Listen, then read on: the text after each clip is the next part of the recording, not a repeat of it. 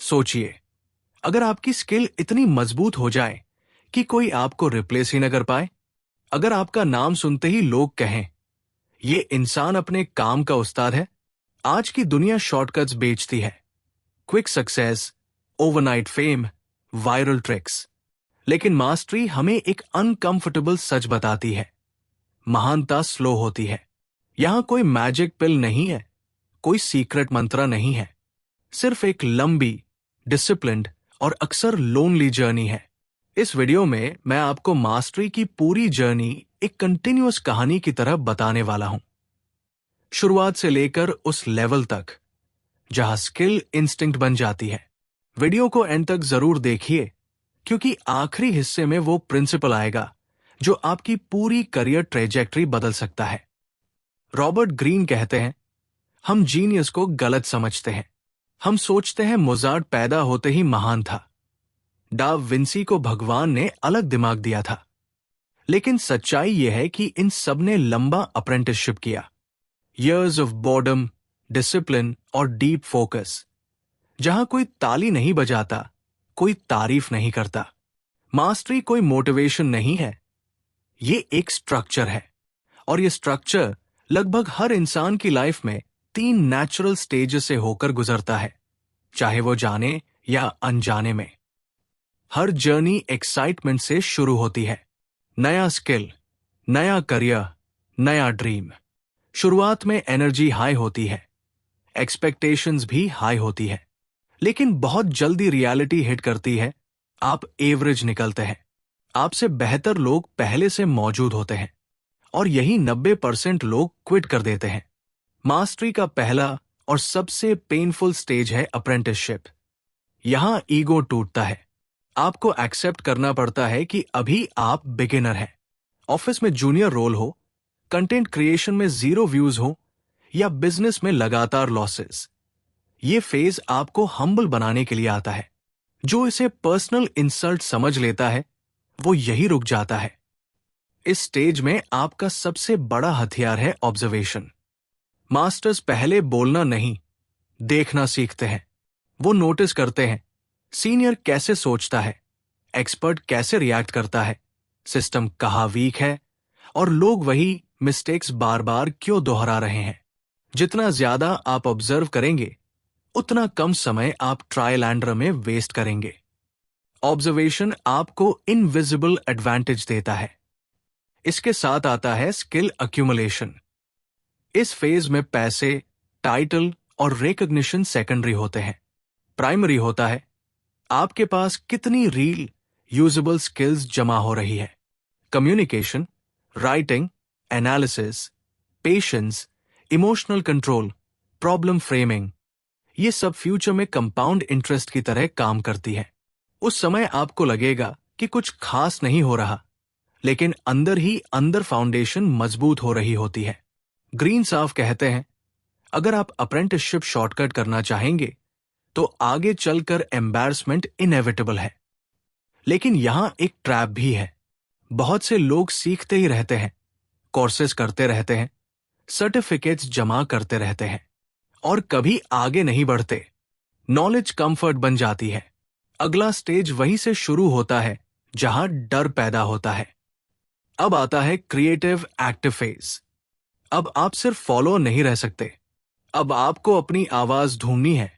इस फेज में सबसे बड़ा डर होता है, अगर मैं फेल हो गया तो, अगर लोगों ने रिजेक्ट कर दिया तो। लेकिन क्रिएटिविटी बिना रिस्क के पैदा ही नहीं होती।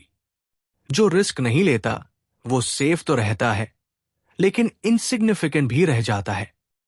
यहां एक बहुत जरूरी प्रिंसिपल है, इमिटेशन से इनोवेशन। मास्टर्स को कॉपी करना वीकनेस नहीं है, ट्रेनिंग है। आप जब टेक्निक्स को इतना एब्जॉर्ब कर लेते हैं कि वो ऑटोमेटिक हो जाए, तभी ओरिजिनलिटी बाहर आती है। क्रिएटिविटी कोई अचानक चमक नहीं है, ये रेपिटेशन और एक्सपेरिमेंटेशन से पैदा होती है। इस फेज में रेजिस्टेंस रोज आएगा। Self doubt, criticism, comparison, low confidence. कई दिन ऐसा लगेगा कि सब बेकार है, लेकिन अगर रेजिस्टेंस नहीं है तो समझिए आप सेफ खेल रहे हैं। रेजिस्टेंस बताता है कि आप कंफर्ट जोन से बाहर निकल चुके हैं। जो रेजिस्टेंस से भागता है वो मीडियोक्रिटी में फंस जाता है और फिर दूसरों की सक्सेस को क्रिटिसाइज करता है। ग्रीन एक पावरफुल आइडिया देते हैं, डेड टाइम और अलाइव टाइम।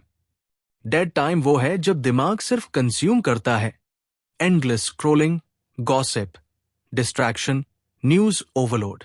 अलाइव टाइम वो है जब दिमाग क्रिएट करता है, practice, reflection, journaling, deep thinking. Master वही है जो रोज थोड़ा सा डेड टाइम चुरा कर अलाइव टाइम बना ले, चाहे वो सुबह जल्दी हो या रात देर से। इस फेज में एक और खतरा होता है, अर्ली सक्सेस। व्यूज आने लगते हैं, प्रमोशन मिल जाता है, लोग तारीफ करने लगते हैं, यही ईगो वापस आता है। बहुत से लोग यही रुक जाते हैं और सोचते हैं बस हो गया, अब मैं एक्सपर्ट हूं। यही ग्रोथ रुक जाती है।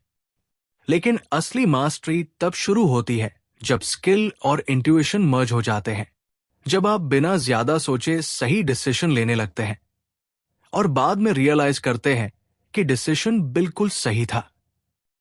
मास्टरी के स्टेज पर आप अलग दिखते हैं। आप ज्यादा बोलते नहीं, लेकिन जब बोलते हैं तो वजन होता है। कॉम्प्लेक्स प्रॉब्लम्स आपको डराते नहीं, एक्साइट करते हैं। आपकी इंटेलिजेंस लॉजिकल नहीं रहती, इंट्यूटिव हो जाती है। ये इंट्यूशन कोई मैजिक नहीं है, ये हजारों घंटों की डीप प्रैक्टिस, मिस्टेक्स और करेक्शंस का रिजल्ट है। जैसे चेस ग्रैंड मास्टर बोर्ड देखकर पूरा गेम पढ़ लेता है, वैसे ही मास्टर सिचुएशन को पढ़ लेता है। लेकिन यहां सबसे बड़ा खतरा है कॉम्प्लेसेंसी। सक्सेस इंसान को रिजिड बना सकती है। उसे लगने लगता है कि अब सीखने को कुछ नहीं बचा।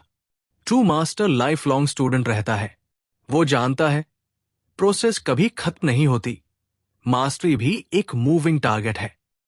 अगर आप इस जर्नी को सच में अपनाना चाहते हैं तो कुछ रूल्स साफ रखिए। एक कोर स्किल चुनिए और कम से कम 5-7 साल का हराइजन रखिए। रोज डेलिबरेट प्रैक्टिस के लिए फिक्स टाइम निकालिए, चाहे मूड हो या न हो। मेंटोर्स खोजिए, बुक्स, पीपल और फेलियर्स। शॉर्ट टर्म अपलॉस नहीं, लॉन्ग टर्म रेपुटेशन पर फोकस कीजिए। प्रोसेस से प्यार कीजिए, रिजल्ट्स अपने आप आएंगे।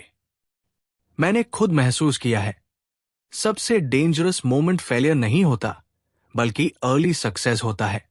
फेलियर आपको हम्बल रखता है, सक्सेस ईगो दे सकती है। मास्टरी वही हासिल करता है जो दोनों में ग्राउंडेड रहता है और रोज काम पर लौट आता है। मास्टरी किसी एलीट ग्रुप के लिए रिजर्व्ड नहीं है। ये उन लोगों के लिए है जो बॉर्डम, डिले और सेल्फ डाउट को सहन करना सीख लेते हैं। अगर आप रोज थोड़ा बेहतर बनने का करेज रखते हैं तो मास्टरी इनएविटेबल है। अगर ये नरेशन आपको वैल्यू दे रही है तो मिनी बुक रीड्स को सब्सक्राइब कीजिए। कमेंट में बताइए आप किस स्किल में मास्टरी हासिल करना चाहते हैं।